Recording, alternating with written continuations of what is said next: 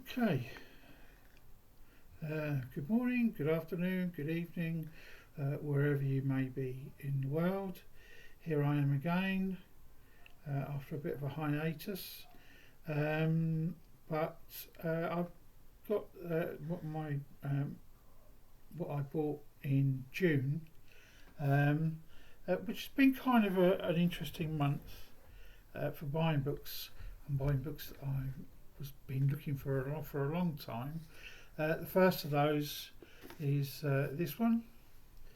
There you go, Roof World by Christopher Fowler. Now, many of you may know Christopher Fowler from his Brian and May detective stories.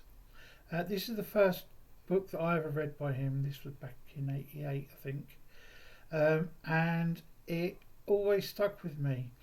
And I used to have it. I read it a number of times before I moved away, and since coming back, I've been trying to get hold of it, and it's always been.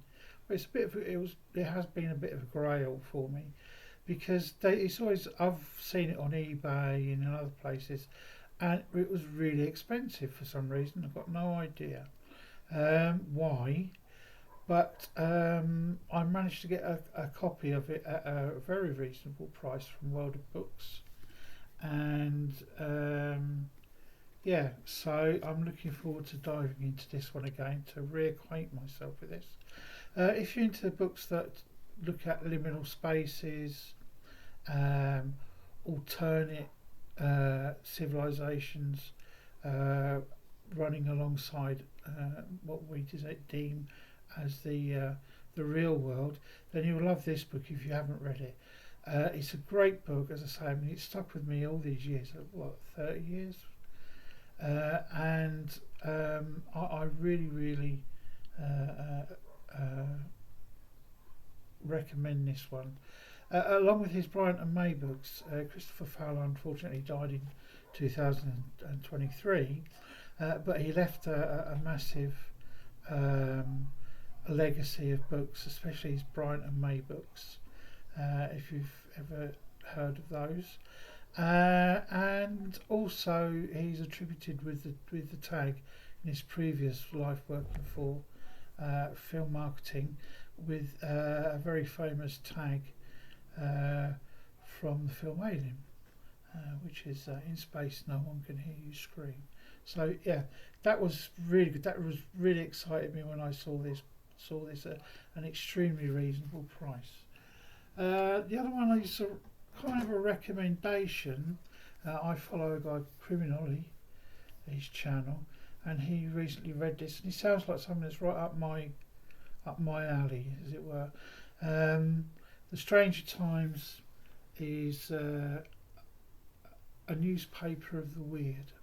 I am led to believe that that has something very a link with or it's a copy of 14 Times, and I've got a load of them behind me on the shelves here. I used to get it every month, but unfortunately due to financial restraints, I had to give up. But I've still got a massive stack of them. So it sounds like something that's right up my alley. Apparently it's supposed to be very good, extremely funny. So, I mean, I love Terry Pratchett, so who knows, I'll give that a go in the next week or so. The other one is also something that I've been meaning to pick up for a number of years, and that's Hero's Journey, the first one of this by Sterling E. Lanier. This is a classic. It says it's science fiction, but it also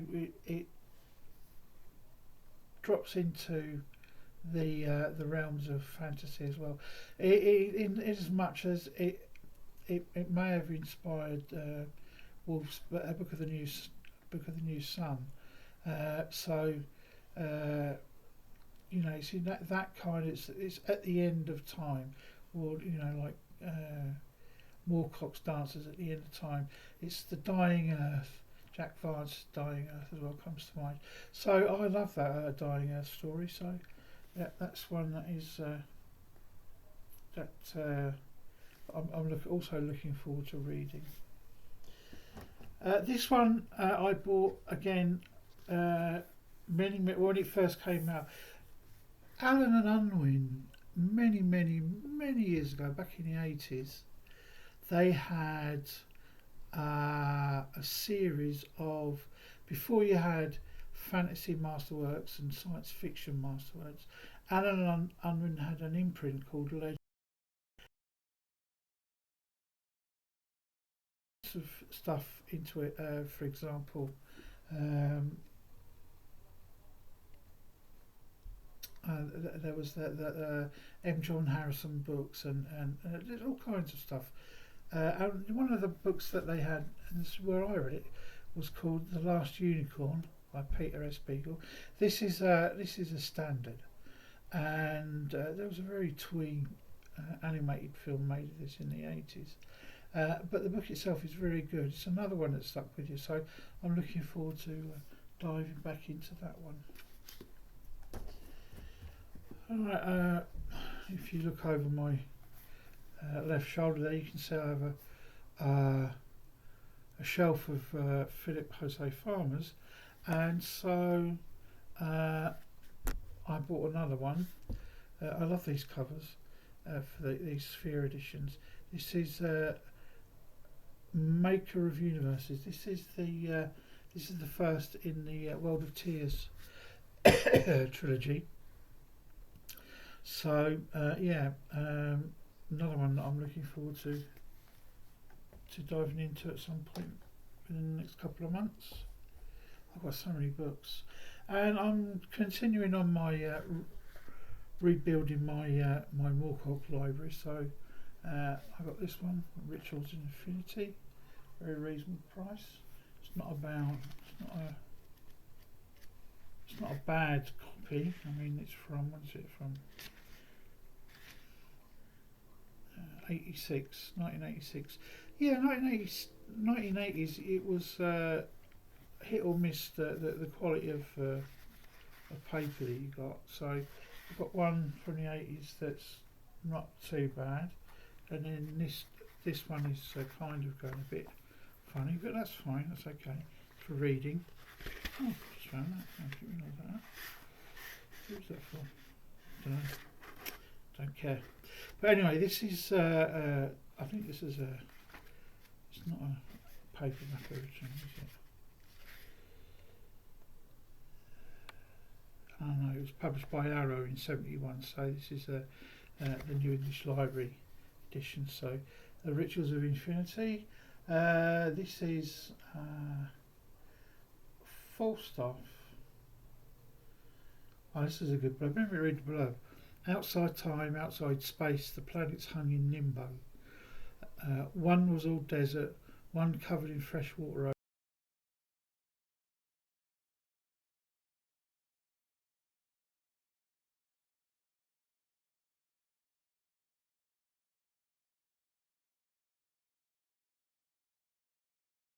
One man stood between the D Squad and total planetary breakup. Dr. Falstaff, brilliant, overweight, Buick driving, Hawaiian shirted, space commuting, always on call, Earth repairman and physicist who was Frisco bound with a hitchhiking redhead when the first off-Earth emergency call came in. So there you go. Bit of classic Moorcock there, and also the Russian intelligence. This is a Jerry Cornelius. Well, he's not called Jerry Cornelius in this one. He's Jerry Cornell. But it'll probably end up as Jerry Cornelius. I've never read this one, so I'll give that one a go. It's around about the same time as that Rituals in Infinity. I don't know, Michael Moorcock just keeps knocking books out all the time. I mean, yeah, this is from 1980. And this one from 1985, this edition. But yeah, I love Michael Moorcock, so, you know, not just Elric either, or Coram. And this is another, there's another two books. that are recommendations. Now, I remember when these came out, and I didn't pick them up because I was reading so much bloody fantasy at the time. When did these come out? It's missing a page at the front of the with the information. But this one is the Dragonbone Chair, Tad Williams. Now I've heard some really good things about this this series. I didn't read it at the time. It's book one of the Memory, Sorrow and Thorn. So I bought this one, and I also then bought this one as well at the same time because they came pretty good. Stone of Farewell, which is the second one in the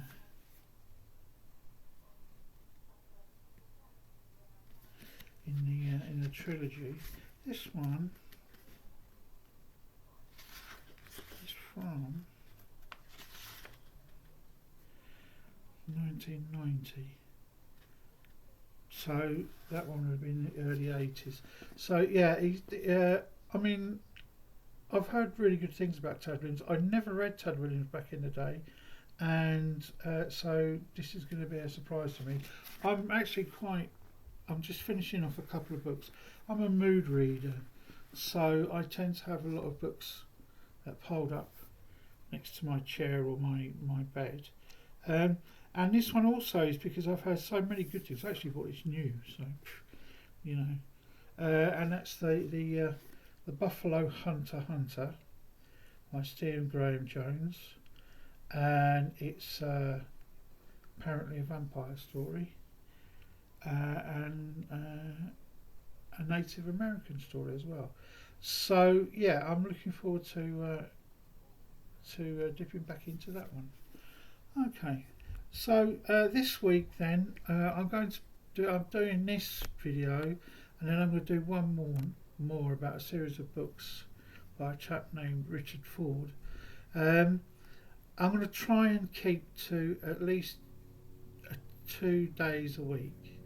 I was hoping to make it more than that, but unfortunately, I mean, I've just had so many things going on over the last few weeks that it's been impossible. So anyway, that's that for now. Hope everybody's reading well. Hope everybody is having fun. Please drop a like if you could, and also if you're not